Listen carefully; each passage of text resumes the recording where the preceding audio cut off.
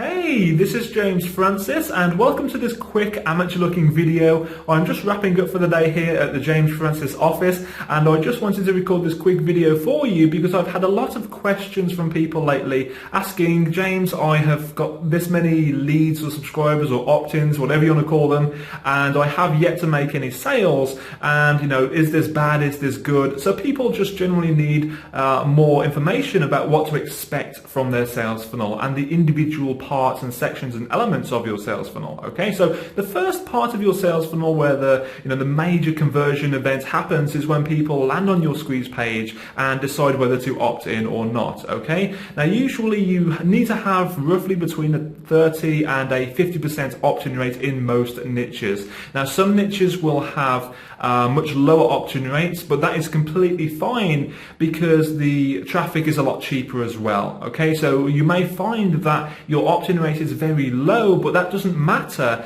if you are acquiring leads to the extent of, I would say, between $2 and $3 per lead. Anything in that sort of price range would be perfect, and you can easily make a profit from your sales funnel if that's what you're getting. Okay, now also to be able to make an informed decision about whether your squeeze page is working well or not, you need to have enough data. For example, you cannot judge your information and data that you have until you get to around, I would say, about 20 leads.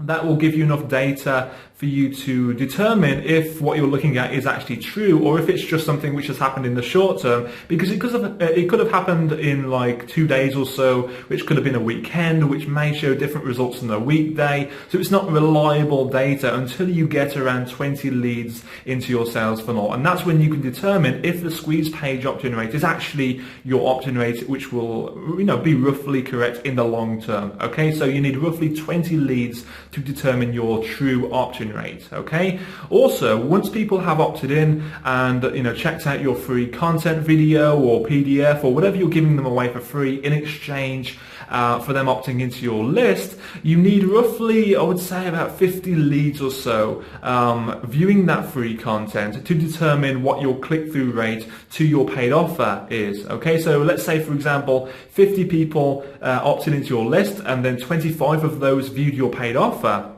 Then you would have enough data to determine, after those 50 leads have opted in, of course, that you have a 50% click-through rate from your free video or free content over to your paid offer. Okay, so that's step 2. Now step 3 is the sales page itself. Now many people say to me, James, I've had 10 visitors to my sales page and I haven't made any sales. And yes, 10, 20 or even 50 people viewing a sales page may sound like a lot of people, but that's not actually the case. If you imagine them in a room and you think, wow, that's a lot of people, surely they would buy something, at least one person would buy something. That's not always the case. For example, if you were to go into a shopping mall and say, hey, everybody, who wants to buy this radically awesome thing? Very few people are going to do that unless they've had that prior interaction with you. Okay, so in a sales funnel situation, you're looking at roughly 2 to 3 times the number in the price of the products that you're selling in traffic to the offer. So let me give you an example. So with my 6-figure shortcut product, that is priced at $27. So I would do 2 to 3 times that. So multiply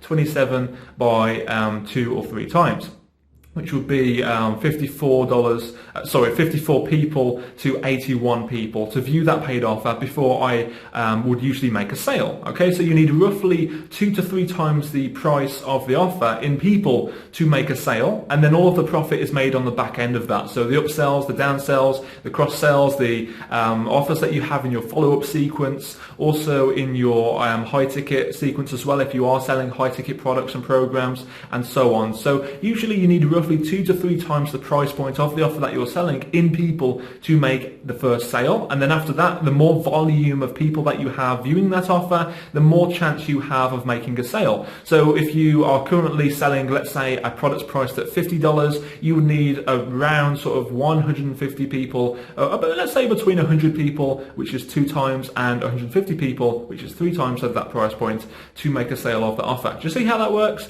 So it's kind of, you need more volume to judge whether something is working or not. That's why it's sometimes better when you're a beginner just to sell a low priced offer to begin with, as that way you don't need as much traffic viewing the offer to make a sale, and of course the upsell sales that come with that as well. Okay?